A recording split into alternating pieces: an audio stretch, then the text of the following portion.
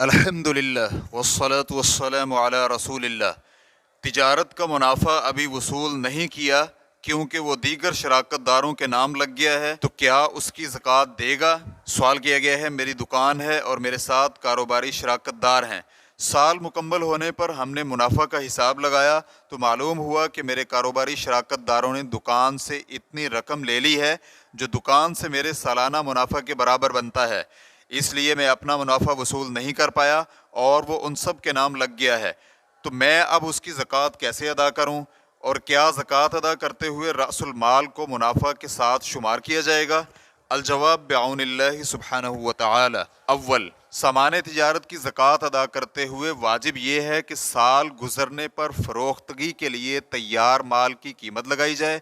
اگر وہ بذات خود نصاب کے برابر ہو جائے یا اسے دیگر سونا، چاندی یا نقدی نوٹ سے ملا کر نصاب پورا کیا جائے تو اس میں 2.5% زکوٰۃ ادا کرنا واجب ہے، اور اگر دکان مشترکہ ہے تو پھر ہر شراکت دار کے حصے کو دیکھا جائے گا۔ اگر وہ حصہ بذات خود نصاب ہے یا کسی دوسرے مال کو ملانے سے نصاب تک پہنچ رہا ہے تو اس پر زکوٰۃ ہے۔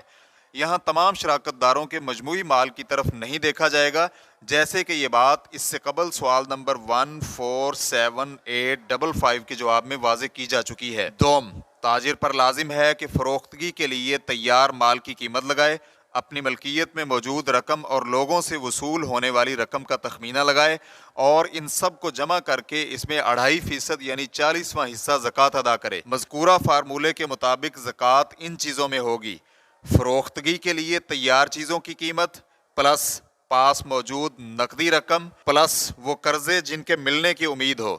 اس بنا پر آپ کے ذمہ اس قرض کی بھی زکوٰۃ ہے جو آپ نے اپنے شراکت داروں سے لینا ہے اور اس کے ملنے کی بھی امید ہے، لیکن ایسا قرض جو کسی ایسے شخص کے پاس ہے جو دینے کی حالت میں نہیں ہے یا وہ ویسے ہی ٹال مٹول کر رہا ہے تو پھر اس کی زکوٰۃ تبھی دی جائے گی جب وہ قرض آپ کو واپس ملے گا۔ چنانچہ راجح موقف کے مطابق اس کی اسی وقت ایک بار زکوٰۃ دینا واجب ہوگا۔ واللہ تعالی اعلم۔ اسلام QA ریکارڈنگز، مؤسسۃ الشیخ محمد صالح المنجد، المملکۃ العربیۃ السعودیہ، فتویٰ نمبر 330880۔ والسلام علیکم ورحمۃ اللہ وبرکاتہ۔